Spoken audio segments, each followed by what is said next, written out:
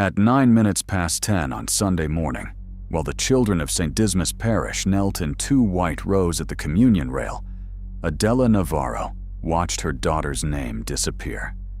It did not fade gradually. One moment, Elena Navarro was written in blue fountain pen ink on the narrow card pinned to the girl's sleeve. The next moment, the card was blank except for the 2 punctures left by the safety pin. The ink did not run. It did not stain the muslin of the dress Adela had sewn through 3 sleepless nights. It simply ceased to exist. Elena did not notice.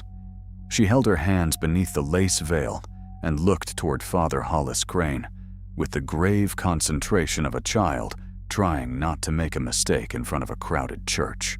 The priest stood before the rail in a gold vestment stiffened by age, holding the silver paten that had been brought out of the sacristy cabinet that morning because the parish's newer one had been dropped and bent.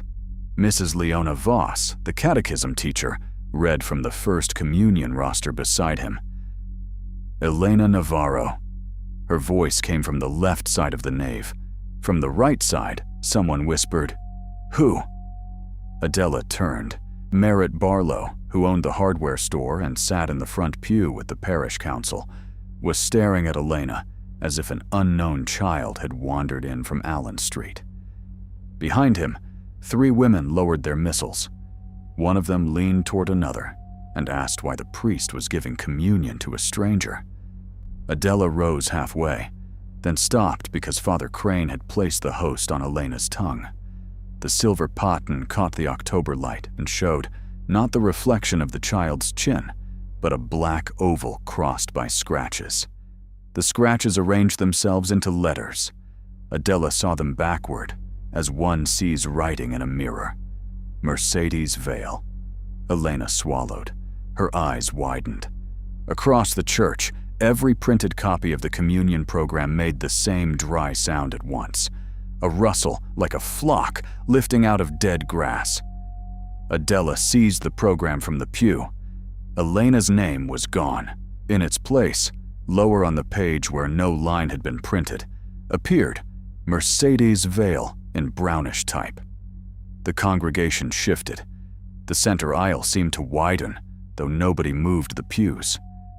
On the left, Elena's godmother began to cry and call her by her true name.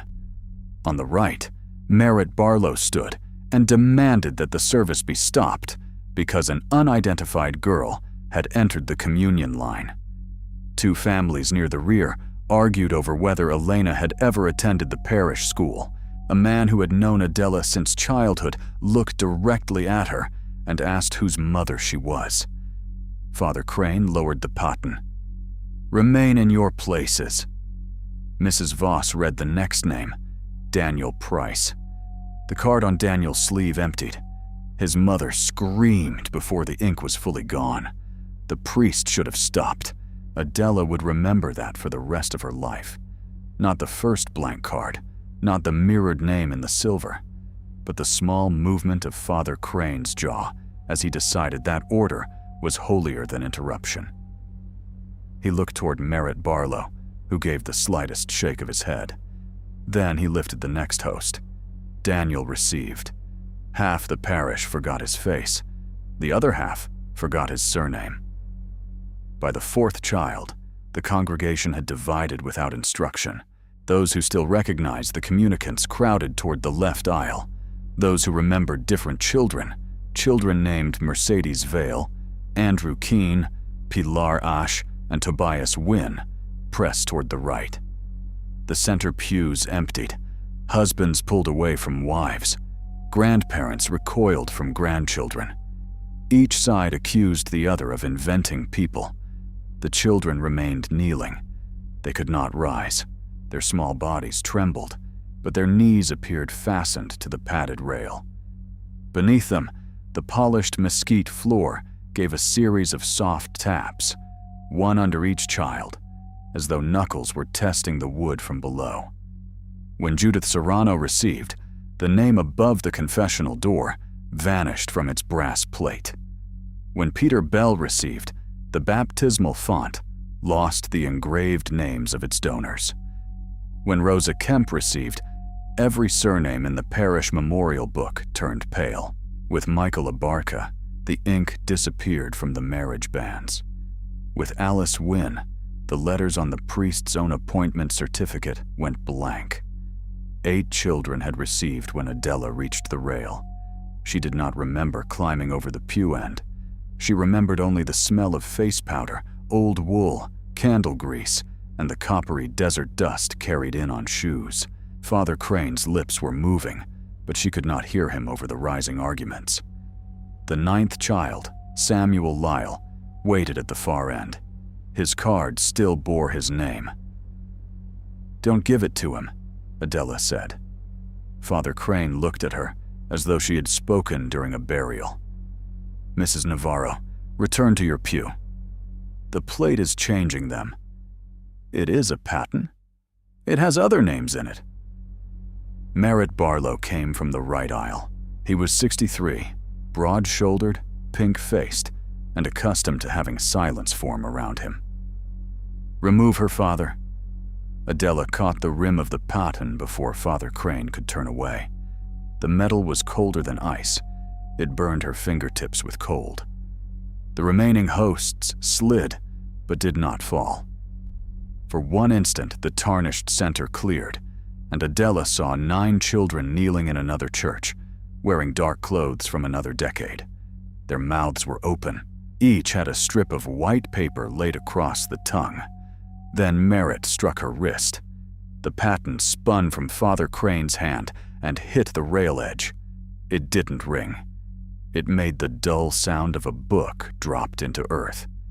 The hosts scattered over the altar steps except for one, which clung upright to the silver, showing its thin edge. Samuel Lyle collapsed backward, free of the rail.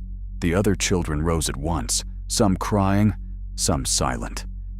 Elena came to Adela, but stopped an arm's length away. "Are you my mother?" she asked. The church became quiet enough to hear the ceiling fans turning. Adela reached for her. Elena flinched. From under the communion rail came 9 children's voices, speaking together in a language none of the living children knew. Father Crane later insisted it was Latin. Mrs. Voss said it was Spanish, spoken backward. Adela heard no language at all. She heard a list being read by someone who had been waiting 41 years to finish it. Outside, the October sun shone hard on Tombstone's false-fronted buildings and dusty lots. Tourists moved along Allen Street taking pictures of staged gunfights. A transistor radio played from the open door of a cafe. Nothing in the town seemed altered. Inside St. Dismas, an entire parish no longer agreed on who belonged to it. Father Crane locked the church before noon. He ordered everyone to go home in family groups, but no one could agree which groups were families. Adela stood beneath the pepper tree in the parish yard with Elena beside her and watched the congregation separate along the same invisible line that had opened inside the nave. People who had sat on the left gathered near the schoolhouse. People from the right stood by the rectory garage. They did not mingle. When one side spoke a child's name, the other heard only a pause. Elena knew Adela's face, but not the word, mother. She remembered the rooms of their adobe house, the yellow bowl in which Adela mixed bread, the scar on Adela's thumb, the way she coughed when dust entered the sewing room. She did not remember that any of these belonged to a parent. "I know I love you," Elena said, ashamed. "I don't know why." Adela pulled the veil from the girl's head and wrapped her in it, as if cloth could restore kinship. "That is enough for now." It was not enough, but saying so gave them a place to stand. Samuel Lyle's father drove the other children home in the parish station wagon because he alone could remember all 8 faces, although not all their names. Mrs. Voss carried the blank roster pressed to her chest. Father Crane took the silver paten into the rectory and refused to let anyone touch it. Merritt Barlow remained with him. Before Adela left, she saw Merritt tear the communion programs into 4 bundles. He handed 2 to boys from the right side families and threw 2 into the incinerator behind the school. The paper burned, but the replacement names did not. They lifted from the blackened sheets as narrow brown letters and clung to the wire lid. Adela returned to the church after dark.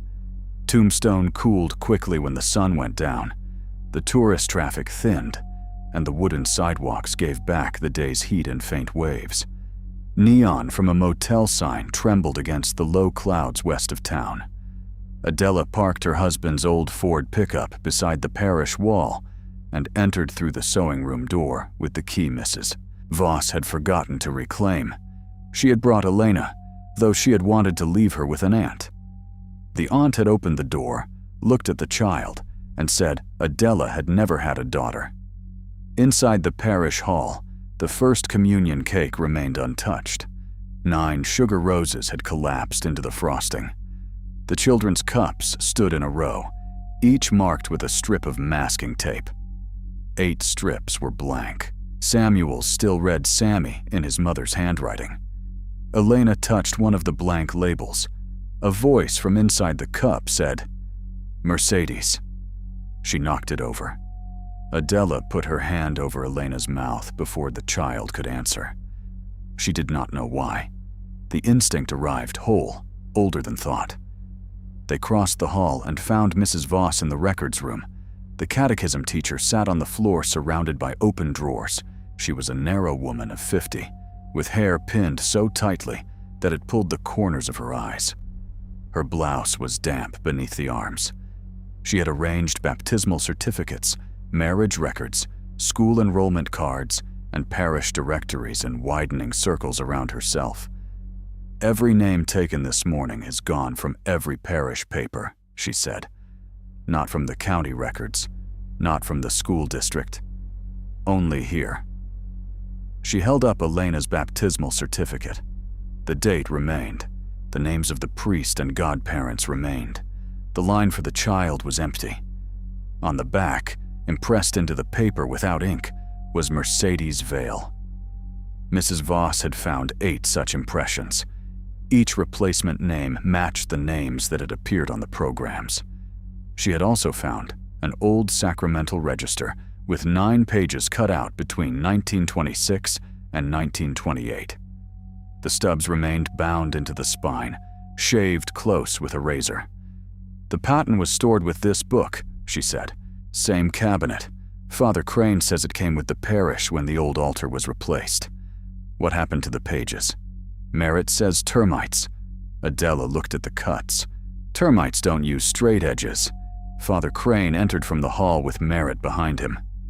The priest had removed his vestments and wore a black shirt with the collar open. He looked older than he had that morning. Merritt carried a canvas tool bag. "You were told the building was closed," he said. Mrs. Voss pointed to the register.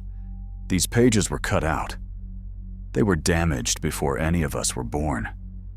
"Then why do the missing children's names appear on today's certificates?" Merritt did not look at the papers. "Because someone put them there. Without ink? Pressure transfer, an old office trick." Adela watched Father Crane.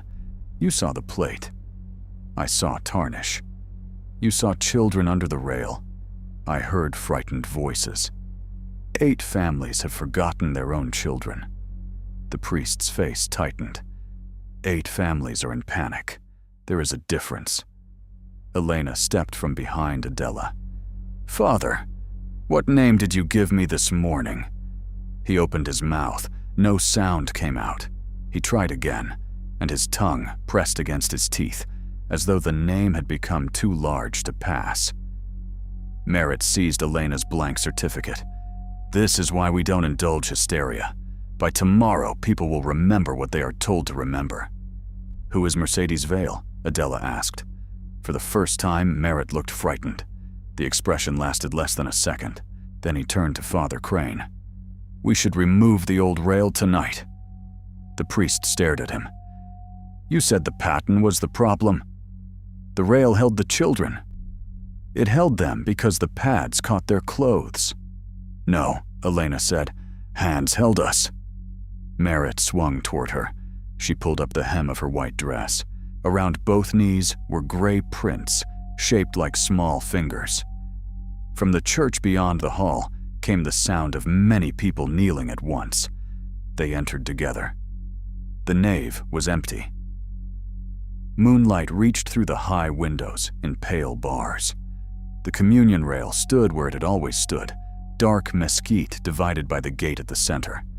On the left kneeler were shallow impressions of 8 small knees. On the right were 8 more. There had been only 8 children trapped there. At the altar, the cabinet door stood open. The old silver paten was gone. The paten was found before dawn in the display window of the Tombstone epitaph office, balanced upright between a linotype slug and a photograph of the territorial courthouse. No one knew how it had crossed 3 blocks of locked doors.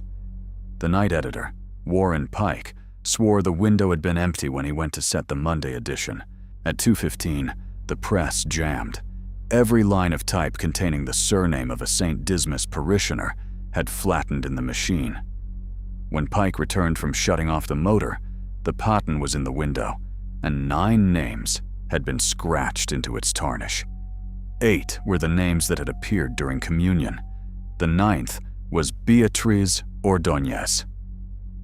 Pike unlocked the display case, but would not touch the silver. Adela wrapped the paten in a flour sack and carried it back toward St. Dismas. Along the way, parishioners began stopping her. Mrs. Kemp stood outside the grocery with a photograph of Rosa in both hands. She remembered giving birth to the girl, but the child's face had become unfamiliar. Mr. Bell insisted his son Peter had been exchanged at the church for another boy. The Abarca family had split between 2 houses because Michael's father remembered him, and his mother remembered only the replacement name, Tobias Wynne. At the parish school, teachers had found 8 empty desks and could not agree which pupils were absent. Chalk erased every affected name as soon as it was written. Only Samuel Lyle remained unchanged. He had not received from the old paten. That morning, Father Crane called the diocesan office in Tucson. He did not describe the vanished ink or the divided memories. He reported a disturbance during First Communion, possible contamination of a sacred vessel, and public disorder. He was instructed to secure the objects, postpone Mass, and await a representative. Merritt Barlow objected to waiting.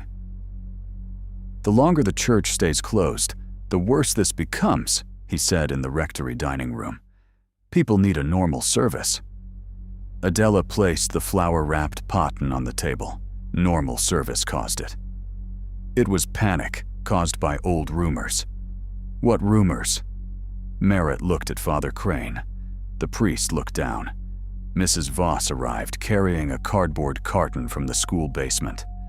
Inside were class photographs, report cards, tuition envelopes, and mimeograph masters saved by former teachers.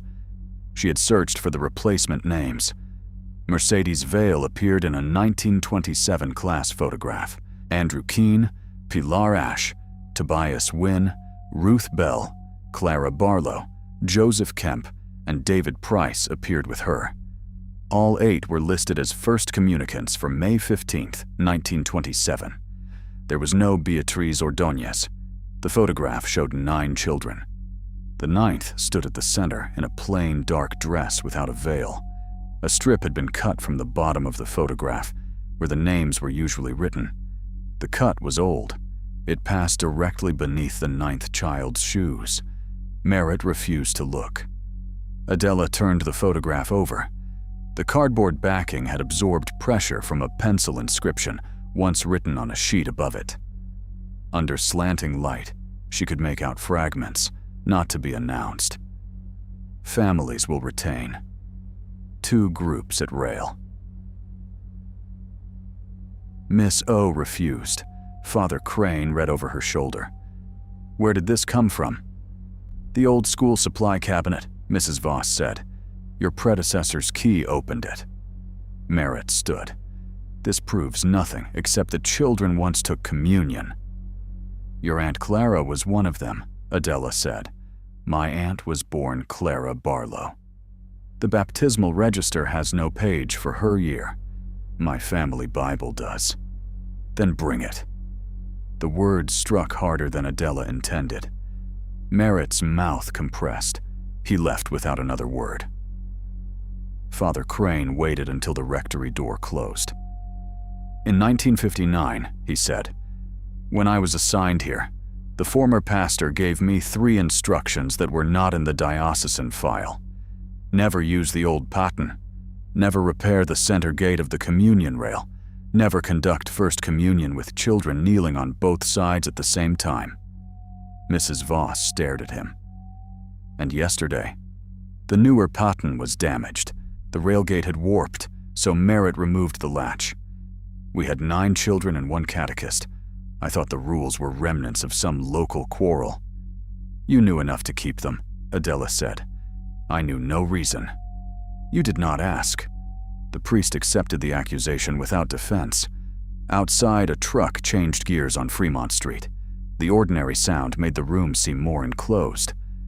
Who gave the instructions? Adela asked. Father Jerome Bell. He died in 1961. He said the parish had once survived a division because one child was denied the sacrament. Beatrice. He would not name her.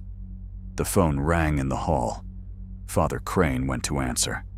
Adela looked again at the 1927 photograph. 8 children wore white armbands. The 9th did not. The children were arranged 4 on one side, 4 on the other, with the unnamed girl between them. On the wall behind them hung a banner that read, "One body." Someone had drawn a vertical line through the word, body. Father Crane returned with the receiver still in his hand. It was the school, he said. The 8 children are there. Adela had left Elena at home with her brother, Thomas. She ran. The parish school was a low stucco building behind the church, its windows protected by rusting screens. The front door stood open. Inside, no teachers were visible. The fluorescent fixtures blinked at uneven intervals. All 8 first communicants sat in the hallway, with their backs against opposite walls. 4 on the left, 4 on the right. Their white clothes were dusty. Their hands rested palms up on their knees. Elena sat nearest the center. Between the 2 groups stood Samuel Lyle, still in his Sunday suit. He held the missing communion roster. I found them like this, he said. They came before sunrise. How did they get in? They said the school remembered their names. Adela knelt before Elena. Did you leave the house? The girl looked through her. Which house? Elena. At the sound of the name, the 4 children on the right began to choke. No hands touched their throats. Their mouths opened, but instead of breath, small white fragments slid over their tongues and fell into their laps. They looked like pieces of paper softened in water. Each bore half a letter. Adela stopped speaking. Mrs. Voss gathered the fragments with a ruler and arranged them on the floor. They formed parts of surnames, none complete. Nav, RRO, Prank, Sir, Ano. 2 sides, Samuel said. Each side has half. The roster in his hands was no longer blank. It showed 2 columns. In the left column were the children's given names. In the right were the replacement surnames from 1927. No full identity existed on either side. At the bottom, 1 line remained whole. Beatriz Ordóñez refused. By noon, the children's given names had vanished from the memories of everyone who had sat on the right side of St. Dismas. By 2 o'clock, their surnames had vanished from everyone who had sat on the left. At 3, parishioners began forgetting their own middle names. At 4, the town telephone operator could no longer connect calls to St. Dismas families because the names slid out of her mind before she found the number. The erasure was spreading backward through the parish, and it was moving toward the living 1 generation at a time. Merritt returned after sunset, carrying the Barlow family Bible in a locked metal cash box. He did not bring it willingly. His younger sister had telephoned him from Bisbee and asked why their mother's maiden name had vanished from the family pages. When he opened the Bible, every entry written after 1927 remained legible. Every earlier surname associated with St. Dismas had been scraped away, not by a blade, but by pressure from beneath the paper. The missing letters had risen as ridges on the next page. Clara Barlow's birth entry read, "Clara, received into this family, May 16th, 1927. Not born, received." Merritt sat in the school office with his hands clamped between his knees. For the first time, he seemed less like the president of the parish council than an old man who had discovered that his childhood memories belonged to a house built over a pit. "My father said Clara was sickly," he told Adela. "He said she came late to school because she had fever. Did she ever speak another name? When she was dying, she called herself Inez. We thought it was confusion." Mrs. Voss searched the school photographs for Inez and found no student by that name. Warren Pike searched the newspaper morgue, sliding bound volumes from shelves and reading society notices beneath a green-shaded lamp. Father Crane opened the rectory safe. Adela and Samuel checked cupboards, kneelers, and the old choir loft for anything bearing the 8 replacement names. They found the first true name inside the wooden handle of a classroom pointer. The handle had split with age. Rolled into its hollow center was a strip of arithmetic paper on which a child had written the same sentence 32 times. "My name is Inez Mercado, and Clara Barlow is the name they require." The pencil strokes grew lighter until the final sentence contained only, "My name is." In other classroom objects, they found 7 more strips. One was hidden inside a chalk box beneath a false bottom. One had been folded into the cloth spine of an atlas. One was wrapped around the shaft of a broken fountain pen. One lay behind the glass of a framed photograph of Pope Pius XI. The children had hidden them where teachers handled them daily and never looked closely. The names were Inez Mercado, Mateo Sosa, Luz Cárdenas, Rafael Neri, Anna Price, Thomas Gwyn, Celia Abarca, and David Kemp. The replacement names in the 1927 photograph belonged not to the children, but to the sponsor families who took them. Pike found the explanation in the minutes of a parish council meeting, printed accidentally in a column of reversed type on the back of a 1927 advertising proof. The front advertised mining tools, the back preserved words that had never appeared in the paper. 8 children had been left without legal guardians after the collapse of the fictional Santa Rosalia silver works outside town. The mine company had failed. Wages were owed. Several children possessed claims through their dead parents to small parcels, death benefits, or unpaid shares. St. Dismas sheltered them temporarily in the school. The council decided that the children would be received by established parish households. The language was charitable. The terms were not. Sponsor families would control any claim, property, or compensation attached to the children. To prevent relatives from reclaiming them, the parish would amend sacramental records, destroy the original pages, and present the children publicly under sponsor surnames at First Communion. Beatriz Ordóñez was 14, too old to be placed and young enough to be dismissed. She had worked in the school kitchen. Her younger brother, Rafael, was among the 8. She learned what the council intended and wrote the children's true names on slips of paper. On the morning of May 15th, she entered the church and stood between the 2 halves of the communion rail. She demanded that each child be announced under the name given at baptism.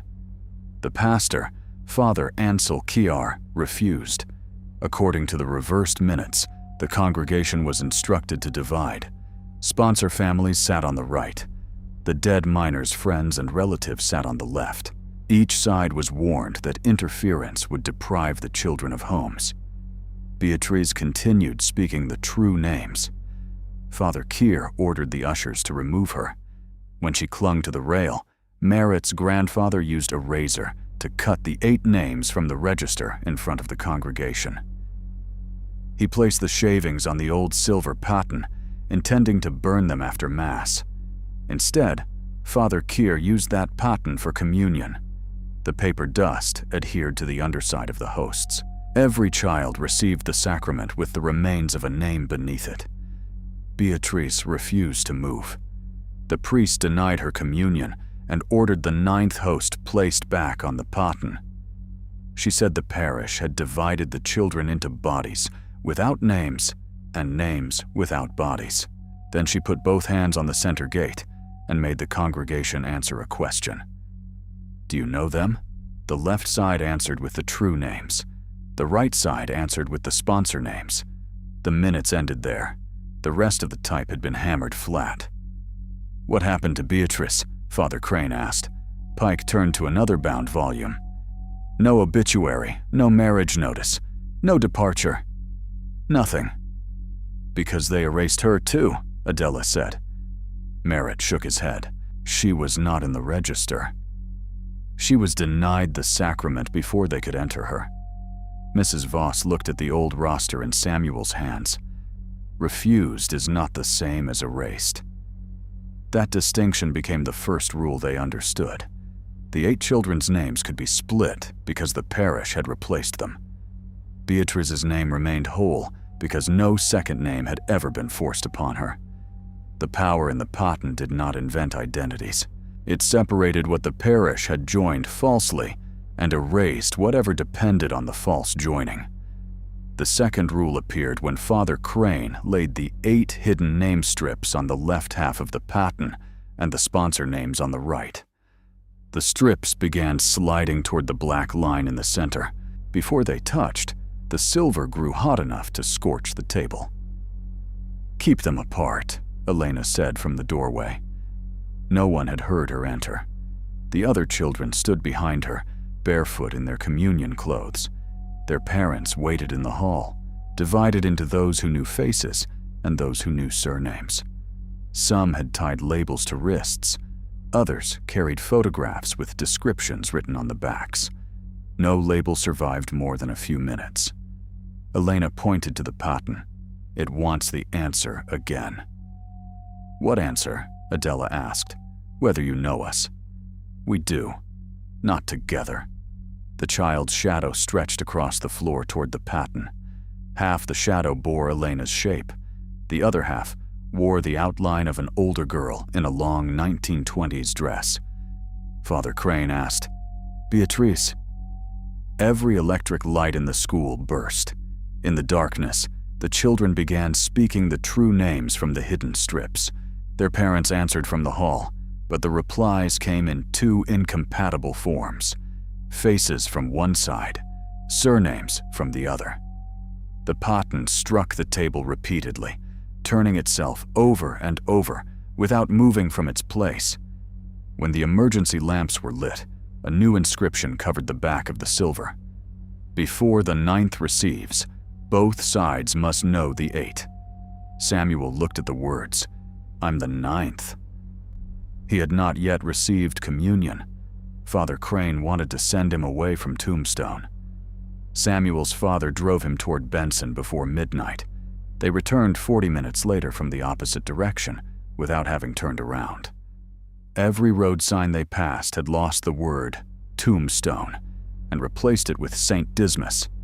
The parish boundary had become a closed circuit. The third rule was harder. No one could restore a name by repeating it from paper. When Adela read Inez Mercado, the words dissolved into a cough of dry fibers. When Merritt tried Raphael Neri, his mouth filled with the taste of silver, and he forgot the first name before reaching the last. The names had to be remembered through an act of recognition, not recitation. They would have to learn the 8 children as people. Warren Pike found Beatriz Ordóñez because the newspaper had once misspelled her name. In 1946, a classified advertisement from Douglas had sought a woman called Betty Ordone, experienced in bookkeeping and commercial laundry accounts. The epitaph had printed Betty Ordonez by mistake and run a correction the next day. Pike found the clipping while tracing every appearance of the surname. He called the number listed in an old city directory. It now belonged to a tire shop. The owner remembered that Miss Ordone had kept books for the former laundry and later rented a room above a bakery. A second call reached the bakery owner's widow. At 11:30 on Monday morning, Adela spoke to a woman whose voice was low, steady, and unsurprised. "I wondered which year it would happen," the woman said. "Are you Beatriz Ordonez?" "I am." The name remained audible in the room. It did not break apart or vanish from memory. Adela gripped the telephone cord. "St. Dismas needs you." "No, St. Dismas needed me in 1927. 8 children are losing their names." There was a long silence. "Whose children?" "Ours." The word almost ended the call. Adela heard the woman inhale sharply. "Do not say ours, unless you mean the children belong first to themselves." "Then they belong to themselves. We are failing them." Beatrice arrived 3 hours later in a gray Plymouth driven by a bakery delivery man. She was 55, compact, sun-browned, and dressed in a plain navy skirt with a white blouse buttoned to the throat. She carried a paper grocery sack and no luggage. The parish had gathered in the yard by then. Families occupied separate patches of shade, preserving the left-right division even outside the church. Some wore hand-lettered tags. Others had written names on their forearms, though the ink kept loosening into beads and rolling away. The 8 communicants sat beneath the pepper tree. Their shadows stood several feet apart from them. When Beatrice stepped through the gate, every shadow turned. Merritt Barlow approached her first. "Miss Ordonez." She looked at him until he lowered his eyes. "You have Abner Barlow's ears," she said. He listened through doors before he opened them. Merritt's face reddened. "My family took in my brother, Raphael. Say the rest." He could not. Beatrice opened the grocery sack.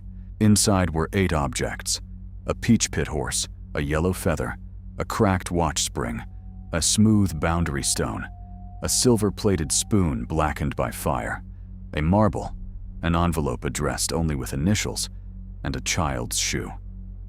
"They mailed me what they did not want," she said.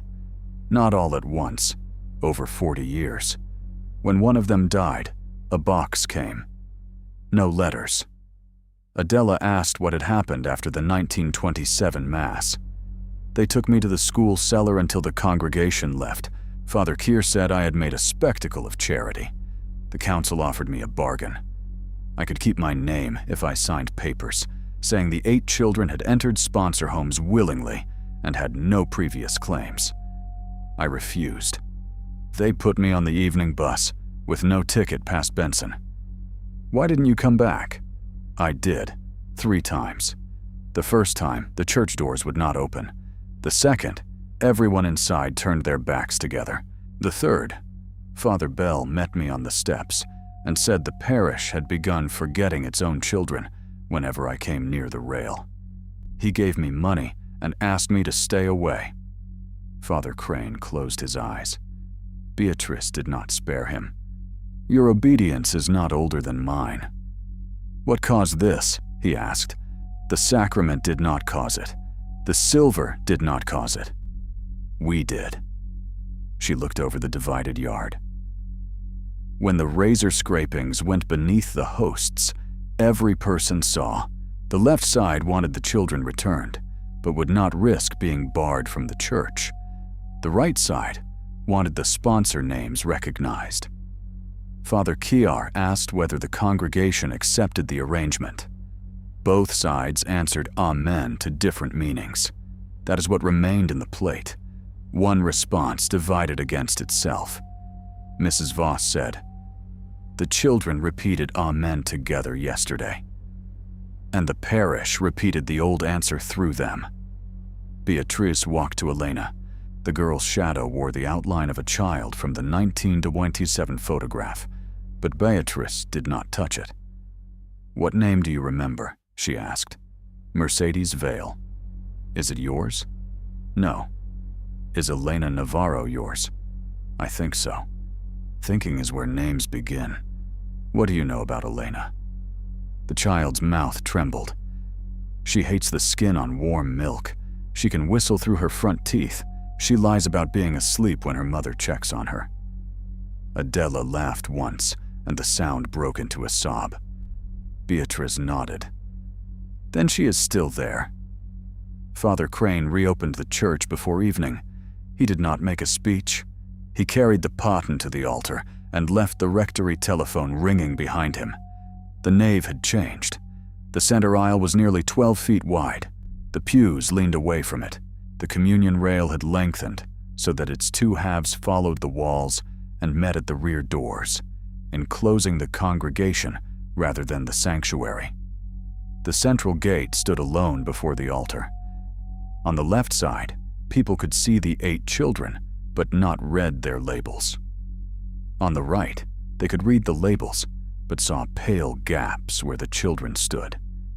The communicants entered in their wrinkled white clothes.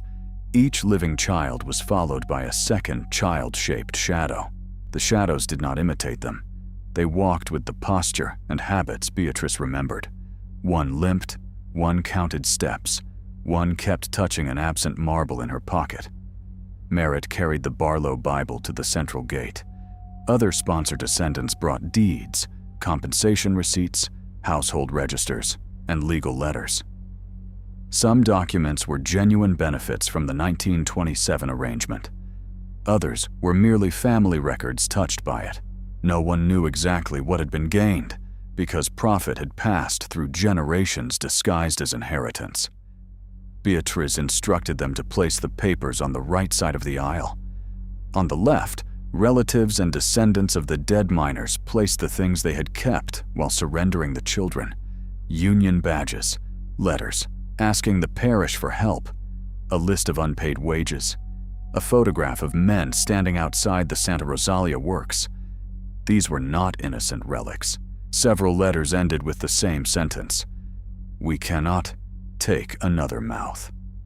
Both sides abandoned them differently, Beatrice said. A murmur of anger passed through the left pews. The white seam in the floor widened. Adela understood. The church did not require equal blame. It required undivided recognition. Anger that protected one side from seeing its own refusal fed the same split.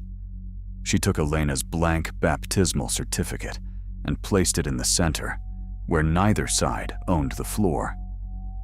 "She is not payment for what happened," Adela said. Elena's shadow turned toward her. Other parents followed. Blank certificates, nameless photographs, and empty sleeve cards covered the central strip. Father Crane stood at the altar with the fused 9th host still upright on the old paten. It had not decayed, cracked, or fallen. Under the church lights, its surface showed a faint gray line like a closed eyelid. At 7:40, the door shut. At 7:45, every person's name disappeared from every written object inside the church. At 7:50, the saints' names vanished from the windows and statues. The images remained, but without inscriptions. The congregation began arguing over whom they represented. Even sacred memory divided when people used it as territory. At 7:55, the 8 living children walked to the rail. Their shadows walked to the opposite side. No one instructed them. Elena knelt on the left. The shadow of Mercedes Vale knelt on the right. Daniel Price faced Andrew Keene. Judith Serrano faced Pilar Ash. Each child looked across the widening aisle at a life forced upon someone else. Father Crane tried to begin a prayer. The words separated in his mouth. Half the church heard mercy, half heard judgment. Beatrice stepped beside him. "You cannot lead both sides from one side," she said. He removed the gold stole that marked the service he had intended and descended into the center aisle. There, he stood among the blank certificates. The first pew on the right began to slide backward. The first pew on the left did the same. Plaster dust fell. The building was pulling itself into two churches. Beyond the windows, St. Dismas appeared doubled. The left half had morning light. The right half showed night. In one, tourists walked past. In the other, Allen Street was empty and unpaved. The year 1927 pressed against 1960 like a face against glass. Children filled the older church. 8 knelt at the rail. Beatrice stood between them. Ushers held her arms. Father K.R. raised the paten. Every adult in the vision turned not toward the children, but toward the living congregation of 1968. "Do you know them?" the dead priest asked.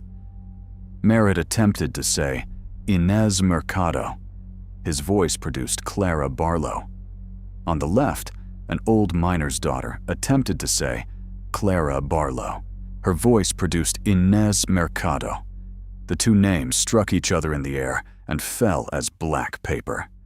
Beatrice said, "A name is not restored by choosing which half deserves to live." Adela stepped across the seam. The cold seized her legs. For a moment she forgot Elena's face and remembered only Navarro, written on tax bills, school forms, and Luis's grave marker. Then she crossed fully and stood on the side where Elena appeared as a pale gap. She could not see her daughter. She described her instead. Elena bites thread when scissors are beside her. She leaves the cupboard open. She pretends not to fear thunder. She has a crescent scar behind her right knee. She remembers songs after hearing them once. She is Elena Navarro, and Mercedes Vale was a child whose name was used to take another child's place. The gap took a breath. Elena appeared. Across the aisle, Elena's shadow gained a face. Not Elena's, but that of a solemn girl with cropped hair and a bruise-colored ribbon at her collar. Beatrice corrected Adela quietly. Mercedes Vale was the sponsor name. Celia was the child. Adela looked at the shadow. Celia Abarca. You saved every envelope addressed to your first initials. You remembered the name others tried to separate from you. The shadow closed its eyes. Merritt crossed next. The seam threw him to his knees. He crawled the last yard and faced the girl his family had called Clara. My aunt was Inez Mercado, he said. She was also known as Clara Barlow. Clara was not a lie she told. It was a name imposed and then lived in. I will not erase either to protect my family. The Barlow Bible opened by itself. Both names appeared on the same line, neither beneath the other. One by one, people crossed. Some did it willingly. Some crossed because their children pulled them. Several refused and clung to the pews, while the church drew their side farther away. 2 parish council loyalists remained near the doors, ordering everyone to stop, until the moving floor carried them to the right. For each of the 8 children, someone from a sponsor family spoke the true name and remembered a life. Someone from the opposite side spoke the imposed name and acknowledged the person who had survived under it. No one used the word belongs. Inez Mercado called Clara Barlow. Mateo Sosa called Andrew Keene. Luz Cardenas called Pilar Ash. Rafael Neri called Tobias Wynn. Anna Price called Ruth Bell. Thomas Wynn called Joseph Kemp. Celia Abarca called Mercedes Vale. David Kemp called David Price. The names differed from the assumptions the parish had made that morning. The paten had not paired each living child with a single dead child. It had scattered the old identities deliberately, preventing any family from claiming a simple ancestral role. The curse opposed neat inheritance. It demanded that everyone know lives outside their own blood. As the 8th pair was spoken, the shadow stepped through the living children and took their places among the congregation. The macabre change was gentle at first. Their feet became visible. Then, their clothing. Then their hands, each carrying the small object Beatrice had saved. Their faces remained incomplete, not wounded, but unfinished, as though memory had sculpted only what the parish had truly learned. The walls began to close. At 8:08, the two halves of the communion rail rushed toward the center. People screamed and climbed over pews. The gate before the altar opened by itself. Samuel Lyle stood behind it. The fused host lifted 1 inch from the paten. Father Crane reached for it, but his fingers passed through. The host turned toward Beatrice. She had never received her first communion. That was the final meaning of the 9th. Samuel was not the 9th child. He had merely occupied the empty place in the repeated class. Beatrice had remained the 9th for 41 years, held between refusal and reception. Father Crane looked at her. "Do you ask to receive?" Beatrice's composure broke, not dramatically. Her shoulders lowered, and the grocery sack slipped from her hand. "I asked when my brother was alive," she said. The older church pressed around them. Father Keir's arm remained raised. The 1927 congregation prepared to answer its divided amen. "You're asking now," Adela said. Beatrice turned to the 8 figures among the living. Raphael's face was the clearest. He held the peach pit horse. He did not smile. "Yes," she said. Father Crane lifted the host. This time it came free. The paten beneath it was empty, except for the black center line. Father Crane carried the host down the altar steps. He did not announce a sponsor, family, or parish claim. He said only the words of communion. Beatrice answered, "Amen." Her answer came from both sides of the church at once. The black line vanished from the silver. At that instant, every erased name returned, not merely to paper, but to memory. Parents recognized children. Husbands and wives spoke each other's names. The school registers filled. The sleeve cards darkened with ink. Parishioners cried out in relief. At 8:10, the older church disappeared. The communion rail snapped back to its original length. The moving pews stopped. The doors opened. The October night entered, carrying dust and the smell of creosote. Samuel remained at the gate. Father Crane looked at the new paten Mrs. Voss had brought from the rectory. Then he looked at the empty old one. He placed the old paten beneath Samuel's chin, not as a vessel of ownership, but as the ordinary safeguard it had been made to be. From the new vessel, he gave the boy communion. Nothing vanished. Samuel returned to his family. The 8 other children came forward again, each with both parents or guardians beside them. Father Crane asked every child to state a name before receiving, not because he doubted it, but because no adult would speak over them again. "Elena Maria Navarro," Adela's daughter said. The entire parish heard her. She received. The card on her sleeve remained written. When the last child rose, the silver paten cracked along the place where the black line had been. It separated into 2 halves in Father Crane's hands. From between them fell the razor shavings of the 1927 register pages. They were not dust anymore. They were tiny curled strips of paper, each bearing a complete letter. They drifted over the blank certificates in the center aisle and settled into the missing lines. The old paten collapsed into gray flakes that smelled faintly of rain on stone. Beatrice bent to gather the letters, but Raphael's figure stood before her. The boy placed the peach pit horse in her palm. Then he and the other 7 walked through the open church doors. Their shadows remained behind for 1 breath longer than their bodies. They turned toward the 2 sides of the congregation, raised their hands in neither blessing nor accusation, and joined the darkness outside. The parish did not become whole when the names returned. For several weeks, the right side families attended an early mass, and the left side families attended later. Some denied that the church had altered at all. They said children had suffered suggestion, that the erased ink was a chemical prank, and that Adela, Beatrice and Mrs. Voss had exploited an old dispute.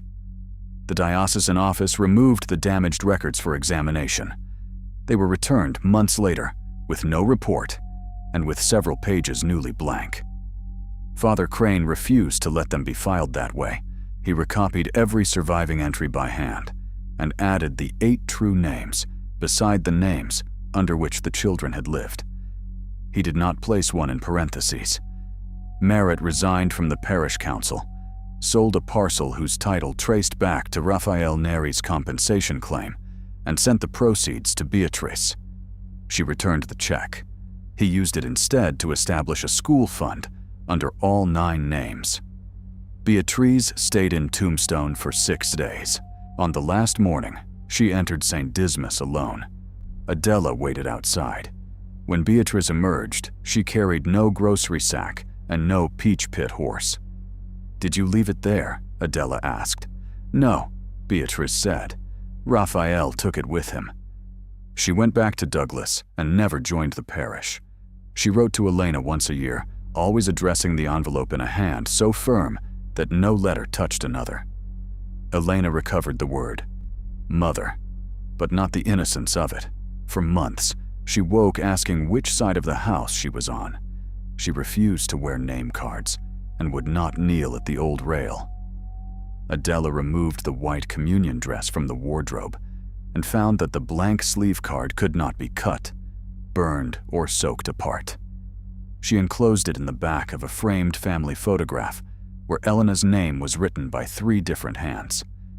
The event became known beyond Tombstone as the First Communion that erased names. Within St. Dismas, people spoke of it less often. The parish had been divided before the names vanished, and it remained divided after they returned. One group wanted the full 1927 account read publicly every year. Another wanted the register sealed. Families changed pews. Friendships ended. A smaller congregation began meeting in the school assembly room, refusing to use the communion rail at all. The final sign came long after the tourists, the council members, and most of the 1968 communicants had left the town. Each October, St. Dismas printed a parish directory. In every copy, between the last 2 households, there appeared a line the printer had not set. It contained no address and no telephone number. Beatriz Ordóñez, known here. The words remained until the first child of the year spoke a full name aloud inside the church. Then they lifted from the paper, crossed the center aisle as a thin band of silver light, and vanished at the place where the paten had broken. For one moment afterward, every person in the nave cast 2 shadows. Neither shadow stood on the same side.